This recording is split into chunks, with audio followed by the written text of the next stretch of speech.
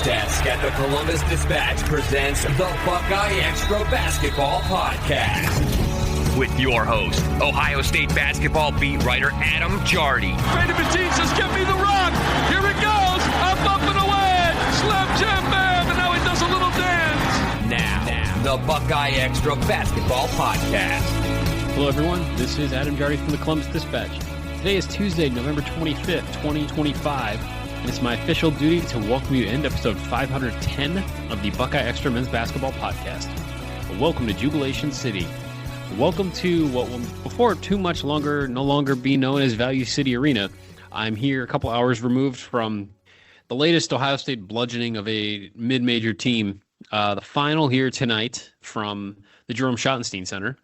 Ohio State 113, Mount St. Mary's 60. This was, again, never a game. Ohio State led by as many as 54 before winning by 53. The Buckeyes led for 38 minutes, 52 seconds, never trailed.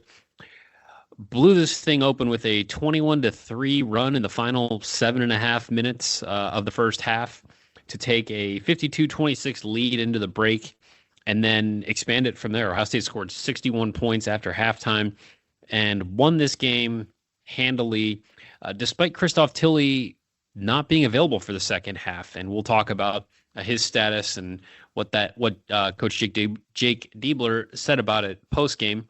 A couple numbers here. John Mobley Jr. led the way in this game. He had 26, a career high. 3 Buckeyes with career high scoring totals tonight, by the way. Mobley had 26. Fascinating number here. 10 of 15 from the field. So much more efficient than what Ohio State has gotten from Mobley throughout this season. Just 10 of 15 from the field, but he was 4 of 9 from 3, which means that John Mobley Jr. was 6 of 6 from 2-point range. That type of efficiency we just frankly have not seen from Mobley this season, and we'll talk more about him here in a few moments. Nobody played more than 30 minutes for Ohio State. Devin Royal played the most, 29 minutes and 37 seconds. He had 17 on 10 shots, added 3 rebounds, 4 assists. I'm just noticing these now. 4 assists, 2 steals, no turnovers. Ohio State only had 8 turnovers in the game. Basically, any statistical category you're going to look at in this game, it's going to jump out at you. This is a box score busting type of night. Devin with 17-4 and 3 rather. Christoph Tilley had 12, despite only playing in the first half. Played 13 minutes, 58 seconds. He had 12 points, 5 rebounds, 2 assists. He did have 3 turnovers and had a shot blocked. Not his sharpest half of basketball. Bruce Thornton had a quiet 14, 5 and 5 with no turnovers in 28 minutes and 7 seconds. He took 8 shots. Brandon Knoll had 9 and 7. Played 23 minutes and 20 seconds. Ivan Yagovin, off the bench, career high 15, was perfect on 7 shots from the field, including a 3-pointer. Also grabbed 4 rebounds. And then Tayson Chapman with 9 points off the bench. That's also a career high for him. 3 of 4 from 3. We'll talk more about him here in a moment as well. Ohio State as a team shot 64.1%. The Buckeyes were 48.4% from 3. Almost took half of their shots from 3. Ohio State was 15 of 31 from 3 and 41 of 64 overall.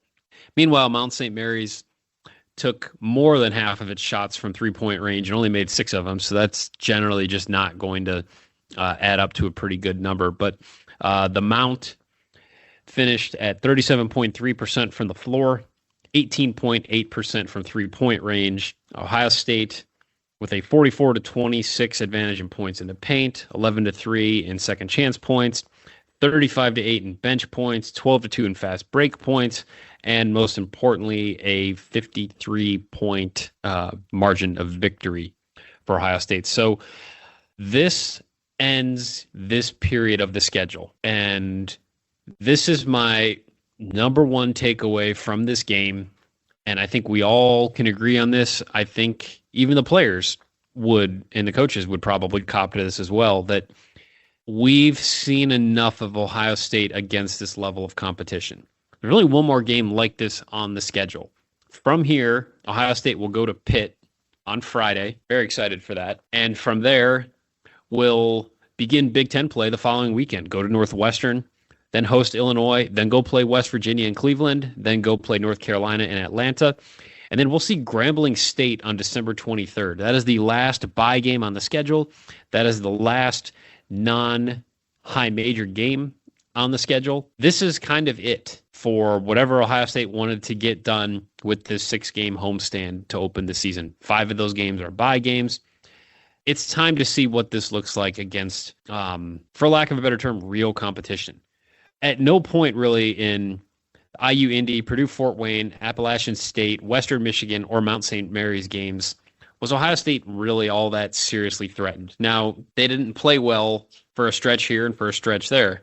You go back to the Appalachian State game, and the Mountaineers led that game for 15 minutes and 57 seconds. Now, that was entirely in the first half. Ohio State couldn't buy a bucket for a little while. But against IU Indy, it looks like the score, or the box score is reversed a little bit here. But Ohio State trailed against IU Indy for 25 seconds. Ohio State did not trail against Purdue Fort Wayne. Ohio State trailed for the 15 minutes and 57 seconds against App State. Ohio State did not trail Western Michigan, and then tonight did not trail against the Mount. Level of competition is going to pick up here rather soon. And that's not even to say that Pitt is maybe the biggest challenge. Actually, aside from Rutgers and Minnesota, Pitt is the 4th lowest rated team left on the schedule at Ken Palm. The Panthers are 99 at Ken Palm and are coming off an 83-75 home loss to Quinnipiac last Sunday, and before that a 77-67 loss on a neutral floor to UCF. Pitt is 4-3 with wins against Youngstown State, Longwood, Eastern Michigan, and Bucknell. Best rated of that group, Youngstown State, 183rd at Ken Palm. However, this is the first road game of the season, and it's not just a neutral. Like, this is a legit go play in Pitt's gym. We'll see ultimately what that is like. We'll get more into Pitt. I'll certainly be writing about Pitt here in the next day or two as we get ready for this game. But do have a few takeaways from this game that are worth diving into before we fully turn the page. Before we do, though, I want to remind you that you can subscribe to the podcast on Apple, Spotify, YouTube, wherever you enjoy your favorite podcasts. While you're subscribing or downloading, please leave a review. Please click 5 stars. Please consider telling a friend, spreading the word. Thanks to everyone who's taken the time to do all those things. And thanks to Patrick Flaherty, the Podfather, for getting this out there and publishing this for you all as we get ready for Thanksgiving. Hopefully, wherever you're listening to this, if it's Wednesday, if it is on Thanksgiving, I'm sorry. I hope you have a better Thanksgiving than that. But either way, I just appreciate anyone who's taking the time to listen. But maybe this is a good way to pass the time in the car if you're driving somewhere. So I mentioned on the last podcast, I have a personal rule that when I'm keeping my play-by-play, as soon as it becomes a 30-point margin one way or the other, I stop. As long as it's the second half. Can't really recall it happening in the first half. I'm sure it probably has. But in this case, Devin Royal scored in the paint to put Ohio State ahead 58-28, and that bucket came with 18:33 to go. And at that point, I stopped keeping play-by-play because it was pretty clear there was no point. The only real questions as the second half went on were, would Ohio State get to 100 points, and would the Buckeyes double up the Mountaineers? And ultimately, they came a little short of that. But a couple of things that I wrote down as I watched the second half and just kind of took stock of a few things and just, in general, tried to make sense of like what of this is real and what of this is not because of just the level of competition. And one of the first things that really stood out to me is that this is a game that Ohio State won by 53 points, and Bruce Thornton didn't really have to do a whole lot. I can't think of too many times last season where that truly was the case. I mean, he only played 28 minutes. Like I said, he had 14, 5, and 5. He had 2 steals. He didn't turn the ball over. 5 of 8 from the floor. I took a note at one point. He didn't even take a shot until 13-14 left in the game. or in the first half rather. And at that point, Ohio State already led 18-11.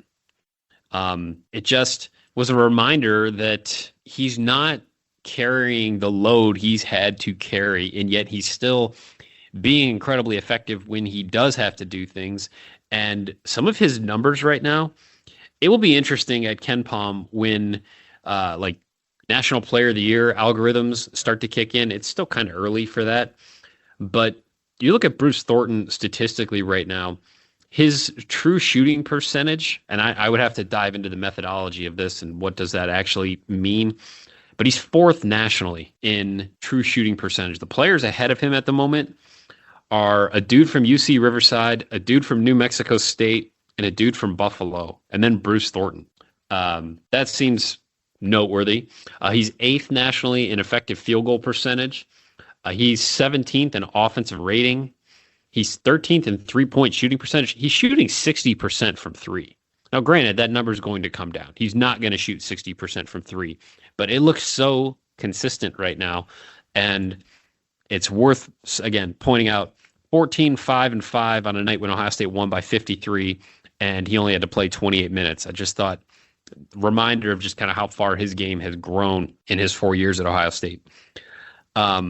I thought this was the most that Devin Royal has looked like himself, really, since the early part of the season. I thought there were some moments where he just established himself down low. There was one point where he got a bucket by getting down on the block, having a mismatch, absolutely burying his would-be defender under the bucket, getting the pass, turning around, and just laying it in.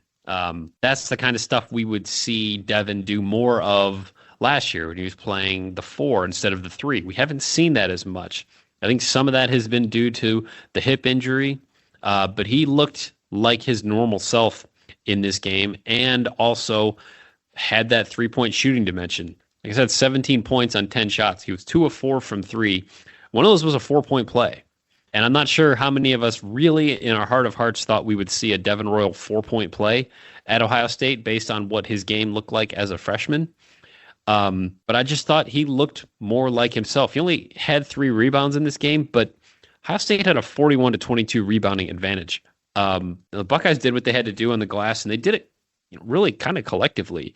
As you go down the list here, like Brandon Knoll had 7, Devin Royal had 3, Christoph Tilley had 5, John Mobley had 4, Bruce Thornton had 5, Amari Bynum had 3, Ivan Yagovin had 4, Gabe Cupps had 2, Matthew Griachich had 2. They got a lot of rebounding from a lot of different guys. I wrote this down before the game ended, and this was my lead takeaway, which by the time you hear this will be available at dispatch.com. But this was, again, the best decision-making game that we've seen from John Mobley so far this season. And so much of like trying to analyze this game and this portion of the schedule comes down to, well, yeah, but it was also against what level of competition.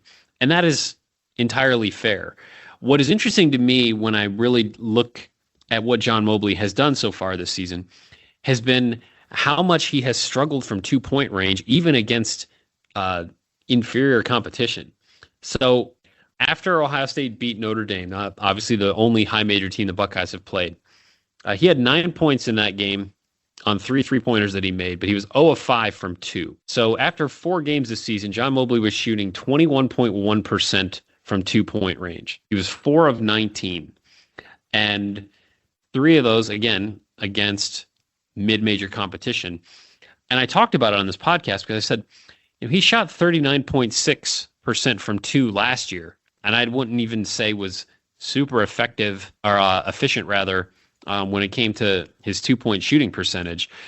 There was reason to think that like it was going to tick back up for him at some point, but it was jarring to look at his numbers through 4 games, 3 of them against mid-major competition, and see that Ohio State as a team was shooting 65.1% from 2. And although Mobley was 3rd on the team in scoring, he had missed 39.5% of Ohio State's 2-point shots. 15 of Ohio State's 38 2-point misses through its first 4 games were from John Mobley. And after this game, he talked about a rough start to the season. And I asked him a little bit more about that to get some more insight into what he thought. And so he talked about like going back to that Illinois game last year. And I think we can all remember that, where Ohio State really gave the Fighting Illini a run for like a good 30 minutes. But from my seat inside that arena behind, like basically adjacent to the Ohio State bench, that was the basket that Ohio State was shooting on during the second half. The number of times that we saw John Mobley get into the mid-range and fire up an ill-advised shot or a contested shot, it was what the Illini wanted the Buckeyes to have to settle for. And Jake Diebler, after that game, talked about it being a learning experience. John Mobley brought that up after this game, and he said not being able to get that shot to fall, not really having that good second-level scoring ability. He talked about being in the gym all summer, working on the mid-range. He said, quote, "It's open a lot for me because a lot of teams want to run me off the line." It makes absolute sense, and was, again, jarring to see that his 2-point percentage had been as low as it was. He was 2 of 13 from 2 in that Illinois game. Still had 20 points in that game. But now in these last two tune-ups here against Western Michigan and now Mount St. Mary's, Mobley's 10 of 11 from 2. He's looked more confident. His shot has looked better. He did say that they knew in film preparing for this game that there would be opportunities for him, that the way Mount St. Mary's wanted to defend would create some situations that they felt he could take advantage of. He got to the rim a couple of times. He hit a couple of tough jumpers. He was on it in this game. This was, you could tell pretty early that he had it going. It was John Mobley Jr. Drawstring jersey bag giveaway for the first 1,000 kids age 12 and under. So it's kind of neat. There's a lot of kids there with bags that had his number and his name on the back, and they got to see him put up a career-high 26. But he's now shooting 46.7% from 2, 39.5% from 3. Both of those are improvements on last season's numbers. He's averaging 16.8 points per game, second only to Bruce Thornton. He's taken at least 5 threes in each game to open the season.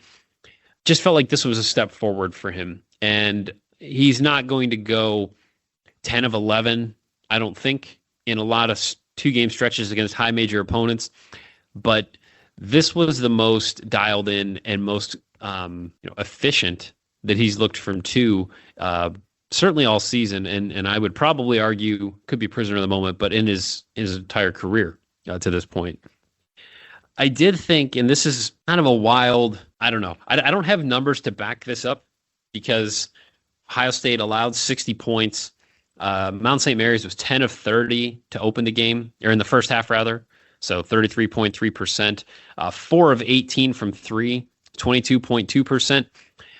I felt like the Buckeyes weren't all there defensively, particularly in the first half. That just, as I went through and I'm writing stuff down, like there were just a couple of, like Mount St. Mary's had 3 early offensive rebounds on a night where finished with 8, but I would say 3 of those were in the first 5 minutes of the game.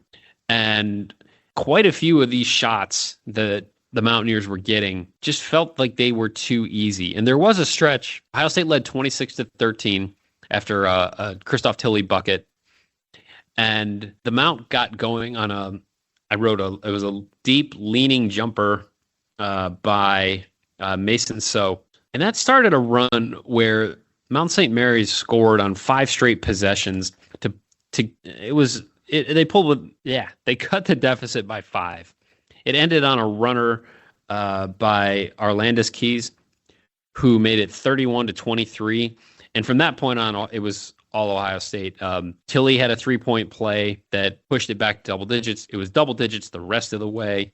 And it was a 21-3 run to end the half. And I'm sidetracking myself here a little bit, but it felt like there were stretches, like as I look at my play-by-play here. So with Ohio State up 29-15, Amari Bynum got called for a foul. It was the first foul of the game for Ohio State, 9:57 in.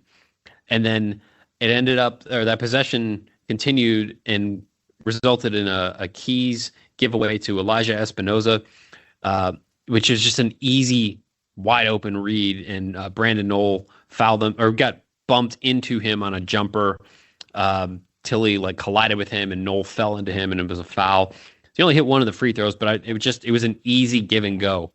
And then on the next possession, I wrote down that Anastasios Rosakias had a wide open 3-pointer that he missed. Went out of bounds, possession extended, and Mason So hit a 3.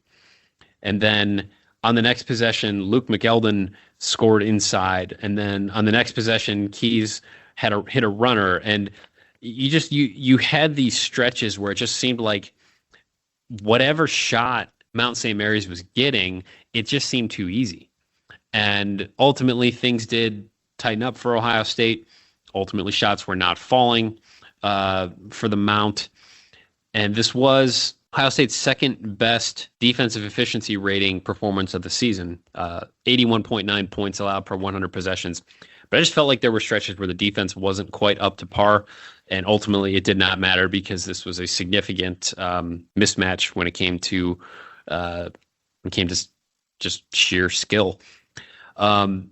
We got to see some early run from Matthew Griachich, which I didn't necessarily see coming.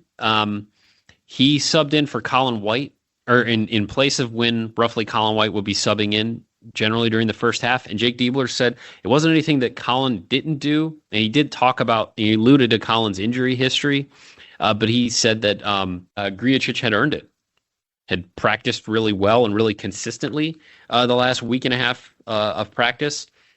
I will say it's still not translating to like he looks in between to me when he's got the ball. He passed up a couple of good looks from three. Like he just kind of, it to me looked like I don't want to take this shot and miss it. Now he did have a stretch later in the game where he missed like 2 threes on the same possession. And I actually heard someone like near me yell just like, no, when he took the second one, which I didn't think was a bad shot. But he was 0 of 3 from 3. So he's now 1 of 7 for Ohio State so far. Clearly there's offensive capabilities in there, and we saw it this summer. It just hasn't quite clicked for him yet. But I would say it's encouraging for Griachich to hear Diebler talk about him improving from a consistency standpoint and earning an opportunity to see more playing time. Now, along those lines, that a similar type of situation for Ivan Yagovin, who had his 15 points on 7 of 7 shooting, and that was in part because Christoph Tilly did not play during the second half. So that was the first thing that I asked Diebler. What is his status? And Diebler was in a good mood after this game. He was joking. He just went in and started the press conference even before the team's sports information director, Gary Pettit, was there, and just kind of got off and rolling and like made a joke about that later. But when I said like, what's his status with after not playing in the second half, he said he's in big trouble. Yeah. And then he said no. And I'm going to get the quote here. So he said he has a lower leg, a nagging thing. So we felt like we wanted to rest him. It's just precautionary stuff. Don't anticipate it being anything long-term. He practiced yesterday. That's all it was. He's not in trouble, just more precautionary.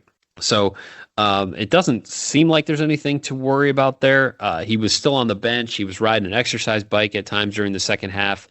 But we've talked about it on here, and I know I've written about it. Like, there's no like-for-like replacement for Christoph Tilly on this roster. So it doesn't sound like this will impact his availability at all for the Pitt game. And perhaps if this was the Pitt game, he would have played in the second half. I mean, Ohio State was up 26 and then ended up winning by 53. So I'm not sure it's certainly like there's a little level of concern because anytime a player like that just doesn't play for a half, there's a level of concern, certainly to some extent. But Diebler felt fine enough about it to joke about it. So I don't think fans should be too worried. But that's what said about that. Boy, that sounded like Forrest Gump there. So we also talked a little bit about Tayson Chapman and kind of about what he's been able to do, what he hasn't been able to do. He subbed in late, and I think at this point it seems pretty clear that he's behind. He's ahead of Griachich when it comes to just like minutes in the backcourt, Or I guess I say that, and Grijacic played in the first half and Taysom didn't. But I've sort of viewed this as like Gabe Cupps is going to come in and play. In this game he did. He played 14 minutes. He took one shot. It was a three-pointer that he missed. He had 2 rebounds, an assist, and a turnover. Really didn't play a whole lot or do a whole lot in this game. But we noticed Chapman late. Yeah, he subbed in about the midpoint of the second half for his first appearance or his first playing time, and hit 3 threes. Went 3 of 4 from 3. Missed his first one and then hit 3 straight. And looked. I was watching it. I just thought man, he looks smooth. His jumper looks good. That looks his size. I mean, he's 6'4", $190, and in a backcourt where Thornton, Mobley, and Cupps are all roughly 6'2", I've been saying all along, I felt like there's a role for either Chapman or Grijacic at 6'7". As I juggle my hands here, there's roles for those guys because they just bring size to the backcourt that Ohio State is probably going to need at some point. And I thought it was encouraging to see Chapman shoot the way that he shot in this game. He's now 6 of 8 from 3 this season, after having gone 4 of 15 2 years ago in his limited playing time there as a freshman. But when Diebler was asked about Chapman, he said, quote, "He's a gifted scorer. As he continues to get more run and get more confidence, his ability to provide an offensive spark off the bench is there. What we're looking for is the consistency in practice and some of the other areas that I forget he hasn't really had a freshman season. I've got to remind myself of that at times. He's working through some of that, and we're seeing some small improvements." So it sounds like it's a consistency thing in practice, but you do like the glimpses you see in a game like this where you just realize he can knock down some shots from the perimeter. And at that size, if he can work on some of those, whatever those things are that are holding him back in practice, there's opportunity there, I think, to find him in the game, to find him in a more consistent role, even if it only is like maybe 3 to 4 minutes a half. But with his size and his ability to shoot, I think there could be something there. Now, I want to talk a little bit about some offensive numbers, because we're going to see, again, what this all looks like when the level of competition picks up. I asked Jake Diebler about the competition picks up from here. How curious are you to see what's real? And he gave roughly a 2-minute answer, just about playing to the standard, and attention to detail is important, and playing at pace is important. We talked a lot about pace after this game, but he talked about living in the moment and things like that. But I think we're all curious. These numbers are going to come down. I don't think Ohio State's going to put up the type of offensive production that we've seen, through these games.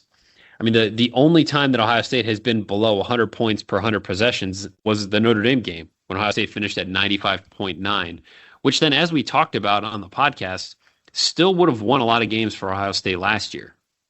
Or rather, Ohio State at 95.9 point.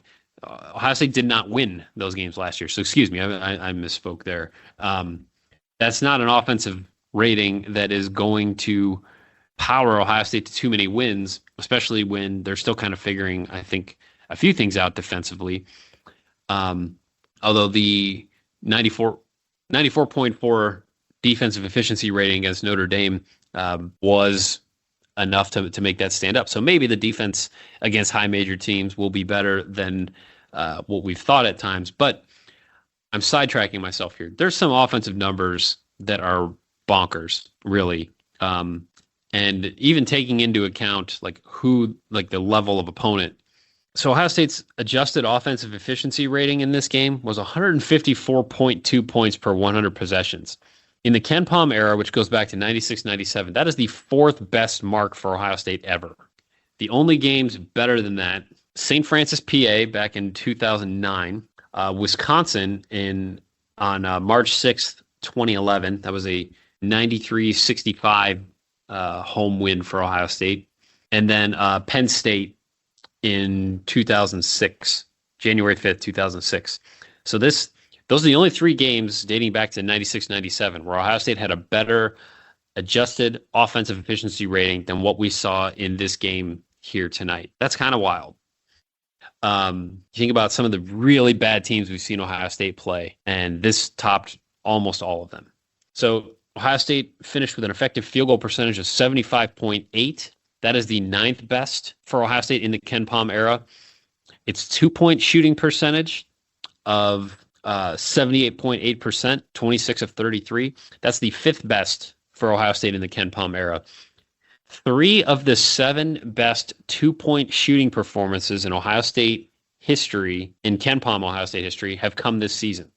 Number 2 was against IU Indy, 81.2%. Number 7 was against Purdue Fort Wayne, 78.3%. And now this one of 78.8%. This was the 7th most points scored in a single game in Ohio State history, 2nd most this season. So 2 of the 7 most prolific scoring outputs in Ohio State history have both been this year. The 61 second-half points are tied for 9th most in a half in program history. Ohio State's number 1 in fewest percentage of shots blocked, number 2 in 2-point field goal percentage, and number 4 in effective field goal percentage. Those numbers obviously aren't going to stay exactly where they are.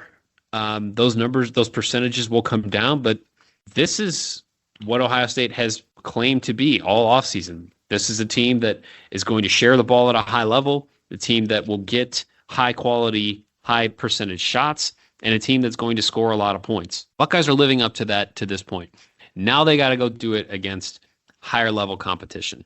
And I, for one, can't wait to see this Pitt game on Friday. I'm excited first to spend time with the family and to get to go celebrate Thanksgiving and enjoy that time. I love Thanksgiving. It's one of my very much favorite holidays. But when it comes to the job, I can't wait for Friday, and I can't wait to see what this Pitt game looks like, even if the Panthers ultimately turn out to be a less than good, maybe, team. There was talk about revenge. There was talk about, wanting to go out there and take care of business against a team that won such a ridiculous, wild, bonkers game here in Columbus last season. But this will be a big test for Ohio State. Go on the road, win a true road game in the non-conference like this. And I'll have complete coverage for you leading into that game, during that game, coming out of that game, certainly at dispatch.com. Now, one other thing that I thought this was neat, because when I looked back and I was like, oh yeah, Mount St. Mary's, this is Ohio State's first game against Mount St. Mary's since, and you go back and you look and it was like, oh, first game of the 2015-2016 season, which means that my first game on the beat for the Dispatch was that game. It was a 76-54 win inside this building back on November 15th, 2015. Ohio State would beat Mount St. Mary's and Grambling State before, you might remember this, losing to UT Arlington and then Louisiana Tech, starting a 4-game losing streak for the Buckeyes in a season where Ohio State went 21-14, only made the NIT and then bowed out in the second round with a loss to Florida. This was Thad Matta's second to last season with the Buckeyes. Go back to that Mount St. Mary's game. Ohio State was led by Jayshawn Tate, who had 21-9. Starting lineup for Ohio State in that game: Keita Bates-Diop, Mark Loving, Jayshawn Tate, Jaquan Lyle, Trevor Thompson. Coming off the bench, Daniel Giddens, A.J. Harris, Cam Williams, Austin Grandstaff, and David Bell. So Jayshawn Tate had 21.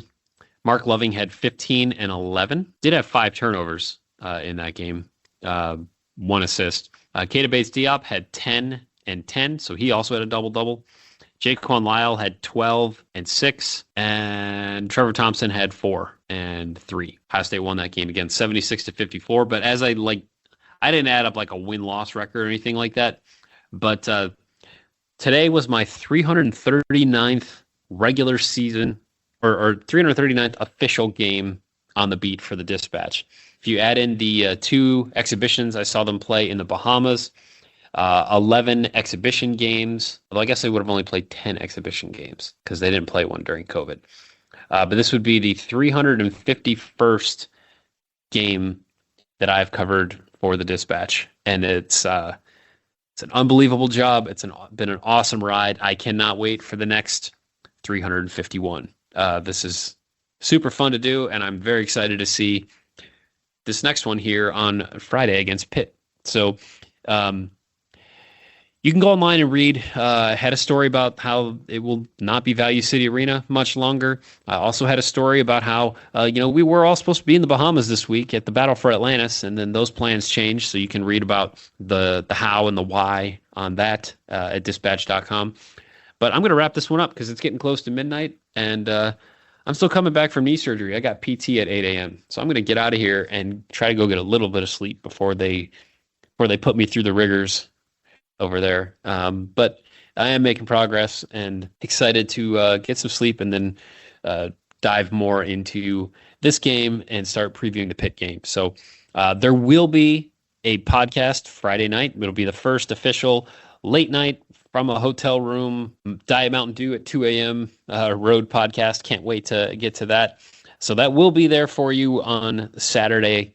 I know there's a rather large football game as well on Saturday, but you can also dip your toes into the basketball waters. It doesn't matter what else is going on. So, and preemptive, thanks to Patrick Flaherty for getting that one out there on a weekend when the football game's going on.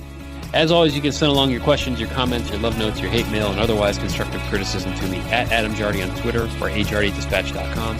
Thanks again for listening. Thanks, Patrick Flaherty, for getting us out there. I'll be back with you Friday night. Look for it on Saturday. And so until then, be kind, take care, and we'll talk soon.